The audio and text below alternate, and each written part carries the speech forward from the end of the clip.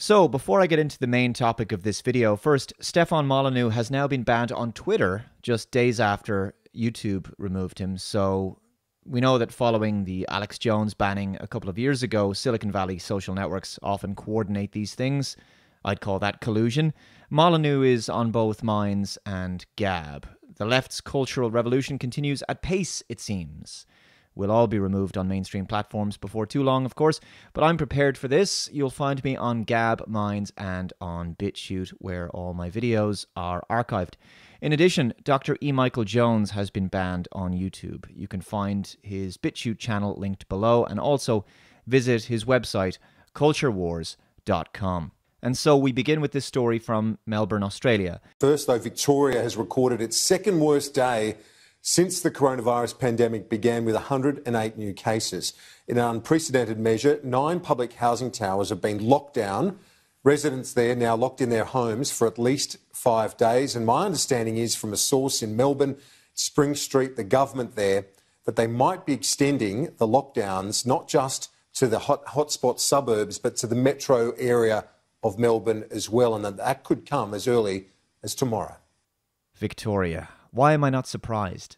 Police state and house arrest, brought to you by the Victorian government. An unprecedented and extraordinarily extreme measure. This is, in many respects, the most challenging issue that we have dealt with throughout this entire global pandemic. 9 public housing towers in complete lockdown. Nobody allowed to leave, nobody allowed to enter. There will be no reason for any of those residents to leave their home for a period of at least 5 days, effective immediately. What if they want to leave because they haven't actually committed any crime, and they're human beings with inalienable human rights, and therefore their desire to leave their homes and have freedom of movement is not something you can take away from them, or at least it's not supposed to be in a so-called free country. 5 of these public housing towers are in Flemington. 4 are in North Melbourne. They contain a total of 1,345 units, approximately 3,000 people affected. There will be a massive logistical task to make sure that those people are fed, given the support that they need. I think we're equal to that task. I hear solitary confinement tends to have serious psychological effects on some people. Can you provide support in that regard? This is just unbelievable. 3,000 innocent people under house arrest, unable to leave their apartment because of an alleged COVID spike.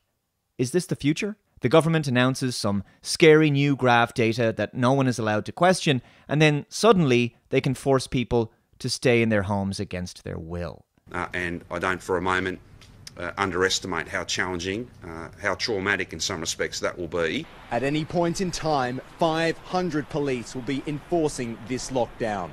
There will be a number of VicPol staff on each floor within these towers, and then a larger number of Victoria Police members will essentially police that hard lockdown at access points to these towers. So the apartment blocks are sealed off. Presumably, if you step outside of your apartment, you'll find a police officer on your floor. That's not terrifying or anything. A difficult decision was taken after a surge in transmissions within these towers. Residents will be locked down for at least 5 days as everyone is tested by health professionals. And what happens if a person imprisoned in their home in this way decides to refuse this testing? What happens then? If the testing is mandatory and someone is literally going to come to your door to test you, I wonder if this will be the model for the vaccine also. Just think, police stationed throughout your apartment block. Wow. Once we have all the test results back, which we believe is around a 5-day process, including the lab time, we'll be able to make further judgments about different groups within those towers, different policy and if you like, tailored responses, family by family, tower by tower. It is possible that future lockdowns will be localised, like this one in Victoria, where apartment blocks, streets, neighbourhoods, suburbs, and city blocks will be cordoned off one by one, police surrounding them, and health professionals sent in to test and/or vaccinate the people. Could this be the shape of things to come? By the way, on the subject of testing, we know that the efficacy of COVID testing is very questionable. In fact, this is from the CDC website. What do your results mean if you test positive? A positive test result shows you may have antibodies from an infection with the virus that causes COVID-19. However, there is a chance a positive result means that you have antibodies from an infection with a virus from the same family of viruses called coronaviruses, such as the one that causes the common cold. So basically, this is how the government and the media can justify sudden surges and spikes of COVID. Just test lots more people. Find bog standard common coronaviruses and antibodies and then chalk them up to COVID-19, and then suddenly it will look like there's tons of new cases. Just more rigging of the data. The sad thing is, this strategy is convincing most people on the planet. Anyway, regarding the story from Australia, this article is related to it, and it's from abc.net.au. Melbourne Public Housing Tower resident says community is being treated like criminals amid coronavirus lockdown. It was only when Tekeste Halu, not sure I'm pronouncing that correctly, tried to leave his building when he realised he was one of 3,000 people in mandatory lockdown. Mr. Halu, 27, lives with his grandmother in public housing on Racecourse Road, one of 9 Melbourne buildings that was placed into sudden hard lockdown on Saturday afternoon. But the first Mr. Halu was told was when he tried to leave to buy groceries, only to be greeted by the whole building surrounded by police. "I'm thinking, what's going on? Has someone died or something?" he said. The strict restrictions are due to a rise in coronavirus cases in the public housing towers and fears they may spread throughout the 1,345 units. Mr. Halu said the public housing residents were being targeted. "We're treated like criminals pretty much, and they're only targeting the flats. I don't understand why it's a major target," Mr. Halu said. Julia Selin, who lives with her young son in a 2-bedroom apartment on the 12th floor of a tower on Racecourse Road, said losing her freedom was scary.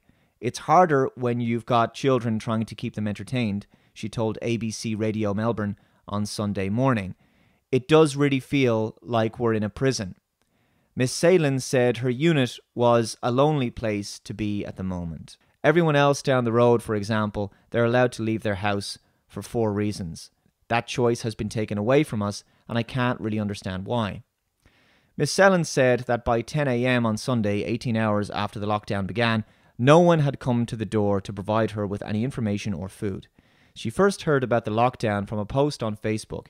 "I went downstairs just to check if this was all true, and there were so many police officers there at that point," she said. "I actually spoke to one of the officers, and he said the only information they had was that no one is allowed out."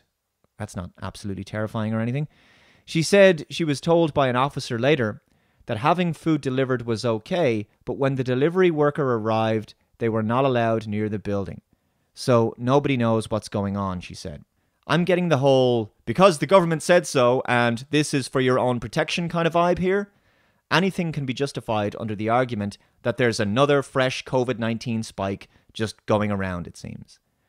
Now, there has been some good news on this. Serene Tefaha is a solicitor based in Melbourne, Victoria, and she's taking a class action case against the false imprisonment of the Flemington and North Melbourne residents. I'll include the website with her details linked below for you to check out.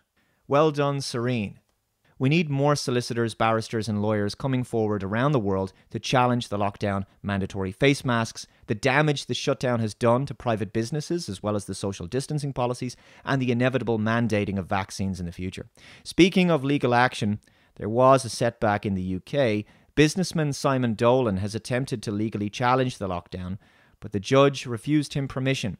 He said on Twitter, "Very disappointed to let you know that the judge refused permission to challenge the lockdown." He continues, "What this means is that the government have the right to impose lockdown whenever they choose. The courts believe that lockdown was entirely correct and proportionate." He went on to include some of the rulings on the effect on business. So far as the airline leasing business is concerned, there is simply no realistic basis on which it could be said that the regulations have caused the loss or damage to that business. On schools, the obligation to provide education has not been suspended. Education was being provided, but not on school premises. There has been discussion about the precise meaning of certain of the statements made, but it is not necessary to spend time dealing with that matter. On further impositions, the fact that restrictions may be imposed in future, depending on the progress of the pandemic, does not provide a good reason for reviewing the original versions of the regulations now. On family life, regulations do not, even arguably, involve a breach of the right to respect for private and family life guaranteed by Article 8 of the Convention on Proportion. It is simply arguable that the decision to make the regulations on 26th of March and to impose the restrictions contained in the regulations on that date was in any way disproportionate to the aim of combating the threat to public health. On freedoms, any interference is proportionate. The restrictions are limited. Persons remain free to live with family members or friends forming part of their household. They can communicate with others by means of communication such as telephones and internet facilities. And so Simon says the most draconian laws ever introduced in England with no parliamentary scrutiny, and they are seen to be fit and proper by the courts. England, 2020. We are considering an appeal. Finally, whilst this particular battle has been lost, the war really is just beginning. It looks like it's back to the drawing board on this one. Almost anything can be justified, it seems, if a pandemic is declared by the government. Both John Waters and Gemma O'Doherty here in Ireland received similar feedback and responses from the courts here. In Ireland, if the government wanted to enact an even more draconian lockdown next time, all they'd have to do is declare a state of emergency, and then it's basically considered wartime. So the greater good and in the interests of public safety arguments would be rolled out. Legal actions would become impossible if they simply closed the courts. My worry is that the long-term strategy might be to declare full martial law globally. I could be wrong about this, so take it with a pinch of salt, but that is my concern. You know, do what they did basically in Australia. Lock people in their homes and not let them out until they accept the vaccine. Now, I've said before that I didn't think this was going to happen, but after what's happened in Australia, I'm quite concerned now. As people go stir crazy, they'll be begging for the vaccine in their homes in order to have their freedoms restored. So I could see things like food rationing being introduced at this point. I could be wrong again, as I say, but I'm at a point where I think we can put nothing past the maniacs behind this fiasco. If they're hell-bent on pushing their plans through, we have to be willing to consider all possibilities. Now, I want to also talk about this lady, Letitia Montana. She was refused healthcare in this hospital in Canada, I believe it's Toronto, until she wore a mask. Areas of the hospital. Say that again, please. In the hospital. Why am I not allowed to video? I'm not allowed to video, but you're making me wear a mask. Otherwise, you're gonna deny me service if I don't wear a mask. We're asking you. I'm at St. Joseph's Hospital. They're telling me that if I don't wear a mask, they're not gonna assist me. They want me to leave. Whose policy is that? Ministry of Health. Ministry of Health policy. She says, went to the emergency department at St. Joseph's Hospital in Toronto for a suspected broken finger. I was asked to wear a mask, which I refused to do. As a result, hospital staff asked me to leave and immediately called 3 security guards to escort me out. Now, what I find the most troubling aspect of this is that a lot of people in the comments below this tweet are against her, and they agree with the policy of the hospital. Comments like this one from As.Your.Dad, when you post something and it doesn't go your way. And Letitia replies, I couldn't care less. People need to know that Canadians are being denied access to public health care in this country if they refuse to obey nonsensical mandates. Alexandra Erin writes, no one refused you anything. This is a video of you declining to receive health care. Letitia sounds like a pretty smart girl because she can see the tyranny in this and not many other people can. And she replies, that's an interesting twist. What the video does not capture are the 3 burly security guards that showed up within 30 seconds and aggressively asked me to leave or call the police on me. Bonita Wright says, so why not record the 3 burly security guards? Can't believe it if I don't see it. Randy Mayhem Singer says, imagine if they insisted on sterilizing their instruments before treating you. Imagine if they insisted on washing their hands before operating on you. But that's not the same thing, Randy. Masks are not going to protect you against the virus. And by the way, I have lots of links and data on this. So you can check out those in the source link below. All right, masks are simply another mandate in an ever-increasing laundry list of mandates that the public now have to comply with, or they don't get to go on public transport, go to the grocery store, or in this case, receive medical treatment. This is a compliance test. It's about making the populace obedient. Masks also make people sicker. They restrict breathing, decrease oxygen saturation levels, and build up microorganisms on the inside of the mask. A person took a picture of a measurement of their oxygen levels after 40 minutes with a mask on, and Dr. Marcus de Bruin responded on Twitter, "If I was your GP and you presented to me with that reading, I would seriously consider referring you to a hospital." How long before someone goes to a hospital and they receive the same kind of reaction that Letitia did, but for not being vaccinated? Again, the most concerning thing is the huge amount of snarky backlash that Letitia received on Twitter. She got ratioed for this. And I'll leave the thread for you to read. It won't be long before people who say things like, wear a mask and don't be such a baby, will be saying, take your vaccine and digital immunity certificate and don't be a baby. And most of the people in this thread, well, they look young, well outside of the vulnerable age bracket for COVID. But most people still think that after several months now, that this is the Spanish flu meets the bubonic plague. This article is from the Washington Examiner. Stanford doctor, coronavirus fatality rate for people under 45, almost 0%. Stanford University's disease prevention chairman slammed using statewide lockdown measures as a response to the coronavirus, saying they were implemented based on bad data and inaccurate modelling. And we know that that inaccurate modelling was from Neil Ferguson of the Imperial College London. There are already more than 50 studies that have presented results on how many people in different countries and locations have developed antibodies to the virus, Dr. John Ioannidis said during a recent interview with Greek Reporter. Of course, none of these studies are perfect, but cumulatively, they provide useful composite evidence. A very crude estimate might suggest about 150 to 300 million or more people have already been infected around the world, far more than the 10 million documented cases. Ioannidis pointed out the mortality rate is low among young people who have contracted the virus. The death rate in a given country depends a lot on the age structure. Who are the people infected and how they are managed, Ioannidis said. For people younger than 45, the infection fatality rate is almost zero. For 45 to 70, it is probably about 0.05% to 0.3%. For those above 70, it escalates substantially. Do you now see the reason why elderly hospital patients were placed into care homes? Because they are vulnerable to COVID, and by placing them there, it would bolster the number of fatalities. The final thing I want to say is that recently I watched a great video by Dennis Rancourt on the COVID crisis, which you really need to check out. It's not a very long video, it's only about 15 minutes. He covers pretty much every key point of this pandemic. And at the end, he touches on the pushing of mandatory masks, that governments feel that they have to encourage the people to wear them in order to justify the lie they told and to hide the corruption behind it. You convinced everyone that this really was a dangerous pandemic. What's the best way to convince everybody that we really had a killer here, that we came close to all dying and so on? What's the best way? Well, convince them that they have to wear a face mask. If you as an individual are so frightened that you're going to go and put a face mask on in the middle of summer, you are personally investing in the belief of that lie. And that is a powerful psychological way of convincing you that there was this danger and that what we need to do to save ourselves is to wear that masks, and the government didn't do anything wrong and they did the best they could, and thank God they told us what to do.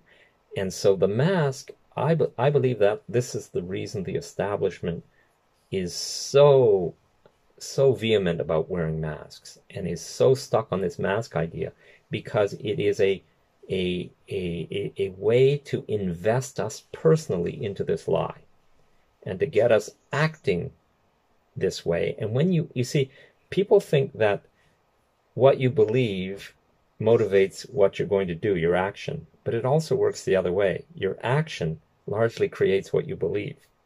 Okay, if you agree to do something because someone is scaring you or convincing you with false arguments, the fact of doing it, you're going to be believing that lie. So I think that's what the masks are about.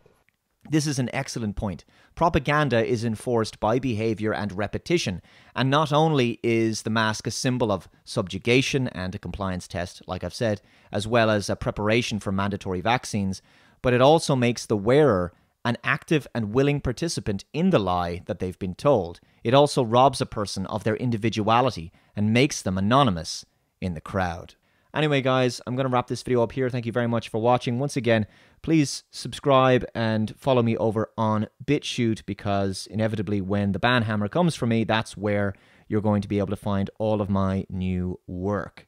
And feel free as well to download and re-upload this video where you like. I'll catch you next time. Bye-bye.